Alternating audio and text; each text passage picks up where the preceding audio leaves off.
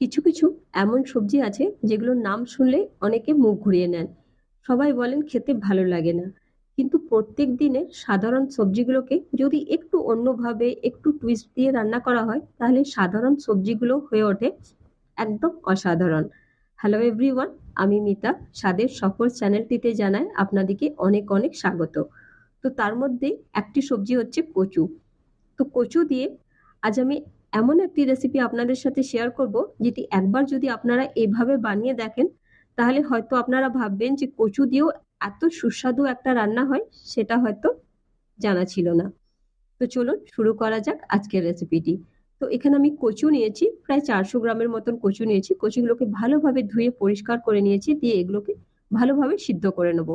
কচুগুলো এমন ভাবে সেদ্ধ করব না যেন কচুগুলো নরম হয়ে যায় কিন্তু গলে না যায়। তো দেখুন আমার কচুগুলো ভালোভাবে সেদ্ধ হয়ে গেছে।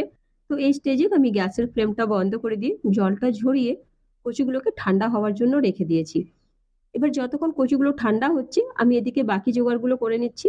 আমি এখানে নিয়েছি 7-8 কোয়া রসুন, আর 1 ইঞ্চের মতন আদার টুকরো, আর একটা কাঁচা লঙ্কা। লঙ্কা আপনি আপনার স্বাদ হিসাবে দেবেন, যেমন লঙ্কা আপনি খেতে পছন্দ করেন সেই হিসাবে। তো এটাকে আমি একদম ফাইন পেস্ট তৈরি করে নিয়েছি। এবার দেখুন কচুগুলো আমার খুব ভালোভাবে ঠান্ডা হয়ে গেছে। এগুলোকে আপনি হাত দিয়েও ছাড়িয়ে নিতে পারেন ছালটা, কিংবা চপার সরি কোনো পিলার দিয়ে বা চাকু দিয়ে এটার ছালটা ওপরে ছাড়িয়ে নেবেন। কিন্তু ধ্যান রাখবেন যেন কচুগুলো খুব বেশি সেদ্ধ হয়ে গলে না যায়, একদম যেন গোটা গোটা থাকে। আর যদি কচুর সাইজগুলো একটু বড় বড় থাকে তাহলে আপনি ওটাকে কেটে মধ্যেখান থেকে একটু কেটে দুভাগে ভাগ করে নেবেন। খুব যেন বড়ও না থাকে, খুব যেন ছোটও না থাকে, একটু মানে একই সাইজের থাকলে দেখতে ভালো লাগে। এবারে কড়াই আমি 1 টেবিল স্পুন তেল দিয়ে, তেলটা যখন ভালোভাবে গরম হয়ে যাবে তখন এর মধ্যে কচুগুলোকে একে একে দিয়ে দেবো। কচুগুলোকে হালকা নাড়াচাড়া করে নেবো যেন কচুর ওপরে তেলের একটা লেয়ার পড়ে যায়, তাহলে কিন্তু কড়াইতে লাগবে না। এবার আমি এর মধ্যে দিয়ে দেবো নুন, হলুদ আর অল্প করে কাশ্মীরি লঙ্কা গুঁড়ো। এবার এটা দিয়ে লো টু মিডিয়াম ফ্লেমে এই কচুগুলোকে ভালো করে ফ্রাই করে নেবো যেন কচুর ওপরে একটা হালকা লেয়ার চলে আসে। তো যতক্ষণে কচুগুলো আমার ফ্রাই হচ্ছে গ্যাসের ফ্লেমটা একদম লো করে দিয়েছি। এবারে এখানে আমি নিয়েছি দুটো পেঁয়াজ, পেঁয়াজকে রাফলি চপ করে আমি একটা চপরের মধ্যে দিয়ে দেবো। দিয়ে এটা হালকা করে চপ করে নেবো যেন পেঁয়াজগুলো কুচি কুচি হয়ে যায়। আপনি চাইলে এটাকে পেঁয়াজগুলো কুচি কুচিও করে নিতে পারেন চাকু দিয়ে বা বটি দিয়ে। তো এটা আমার জন্য ইজি হয় চপারটা, সেই জন্য আমি চপারে করেই করে নিয়েছি। আমি বারবার টেম্পারেচারের এই জন্য কথাটা বলি, যে কোনো রান্নার টেস্টটা আসে না টেম্পারেচারের ওপরে। আপনি গ্যাসের ফ্লেমটা যেমন রাখবেন সেভাবে কিন্তু, মানে টেম্পারেচারটা একটা রান্নার জন্য কিন্তু অনেক বড় ফ্যাক্টর। তো এখানে দেখুন লো টু মিডিয়াম ফ্লেমে আমি এগুলোকে ফ্রাই করতে দিয়েছিলাম, তো এগুলো খুব ভালোভাবে ফ্রাই হয়ে গেছে। ওপরে একটা ক্রিস্পি লেয়ার হয়ে গেছে। তো বাস আমাকে কচুগুলো এভাবেই কিন্তু ফ্রাই করে নিতে হবে। এবারে আমি এই কড়াইতে আরো 2 টেবিল স্পুনের মতন তেল দিয়ে দেবো। তেলটা যখন ভালোভাবে গরম হয়ে যাবে এর মধ্যে আমি দিয়ে দেবো অল্প করে হিং আর একটুখানি পাঁচফোড়ন। পাঁচফোড়নটা কিন্তু নিশ্চয়ই দেবেন, আর ওর মধ্যে যেন মৌরিটা থাকে, কারণ কি মৌরির ফ্লেভারটার মধ্যে খুব সুন্দর আসে। যখনই ফোড়নটা থেকে খুব সুন্দর গন্ধ বেরোবে তখন যে পেঁয়াজগুলোকে আমরা কুচি কুচি করে রেখেছিলাম সেই পেঁয়াজগুলো দিয়ে খুব ভালো করে ভেজে নেবো। পেঁয়াজটা লো টু মিডিয়াম ফ্লেমে ভাজবো। তো যতক্ষণে পেঁয়াজটা আমার ভাজা হচ্ছে এদিকে আমি আরেকটা মশলা রেডি করে নেবো। আমি নিয়েছি 2 টেবিল চামচের মতন দই, আর এর মধ্যে দিয়ে দেবো ছোট চামচের 2 চামচ মতন ধনে গুঁড়ো, আর 1 চামচ গরম মশলা গুঁড়ো।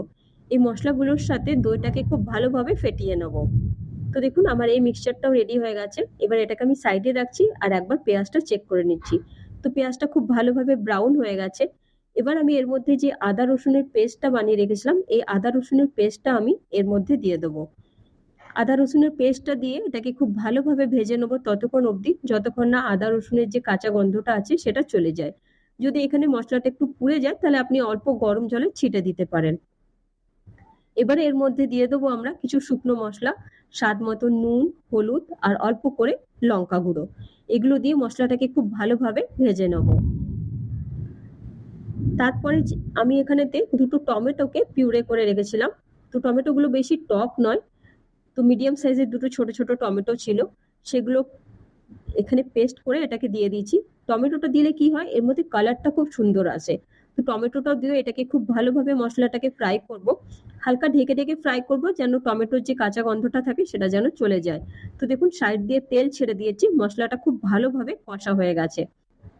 এবারে আমরা এই মশলাটার মধ্যে দিয়ে দেবো অল্প করে চিনি।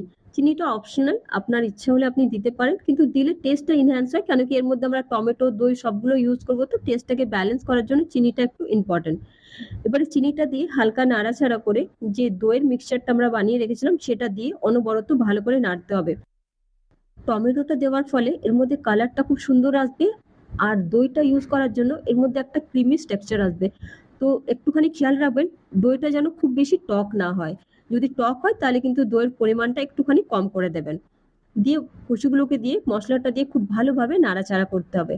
যখন কচুর গায়ে মশলাটা খুব ভালোভাবে লেগে যাবে তখন এখানে একটা সিক্রেট ইনগ্রিডিয়েন্ট 1 চামচ বেসন দিতে হবে। বেসনটা খুব বেশি ইম্পর্টেন্ট।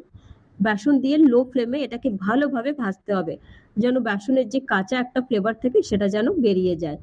এবারে দেখুন এখানে একদম মশলার গায়ে ভালো করে লেগে গেছে কচুর গায়েতে। এবারে এখানে আমি বাটি ধোয়া জল দিয়ে দেবো। আমি এখানে 2 বাটি জল দিচ্ছি, হালকা উষ্ণ গরম জল ইউজ করছি। তো জলটাকে দিয়ে কচুগুলোর সাথে খুব ভালোভাবে মিশিয়ে নেব। দিয়ে এটাকে ঢাকা দিয়ে 10 মিনিটের মতন এটাকে আমরা ফুটতে দেবো, একদম লো টু মিডিয়াম ফ্লেমে। ওপর থেকে একটুখানি দিয়ে দেবো কাসুরি মেথি, দিলে ফ্লেভারটা খুব সুন্দর আসে। এবারে এটাকে ঢাকা দিয়ে একদম লো ফ্লেমে এটাকে কুক হওয়ার জন্য রেখে দেবো, যেন কচুর ভিতরে সব মশলাগুলো ভালোভাবে ঢুকে যায়। তো দেখুন 10 মিনিট পর আমি আপনাকে দেখাচ্ছি, একদম সুন্দর রেডি হয়ে গেছে। বাস গ্যাসের ফ্লেম বন্ধ করে দিয়ে এটাকে 10 মিনিট এমনি ছেড়ে দেবেন। তো দেখুন আমাদের তৈরি হয়ে গেছে কচুরের রেসিপিটি। খেতে জাস্ট অসাধারণ লাগে, রুটি, পরোটা বা ভাতের সঙ্গে খেতে অসাধারণ লাগে। যারা কচু পছন্দ করে না না তাদেরকে আপনি একবার বানিয়ে খাওয়াবেন, আমি সত্যি বলছি তারা মানে কচু আর বলবে না যে কচু খাবো না। যদি রেসিপিটি আপনাদের ভালো লেগে থাকে তাহলে প্লিজ আমার চ্যানেলটিকে সাবস্ক্রাইব করে আমার পাশে থাকবেন, আর নিজের বন্ধু বান্ধবদের সঙ্গে শেয়ার করে দেবেন। দেখা হচ্ছে অন্য এক রেসিপিতে, ততক্ষণের জন্য বাই বাই।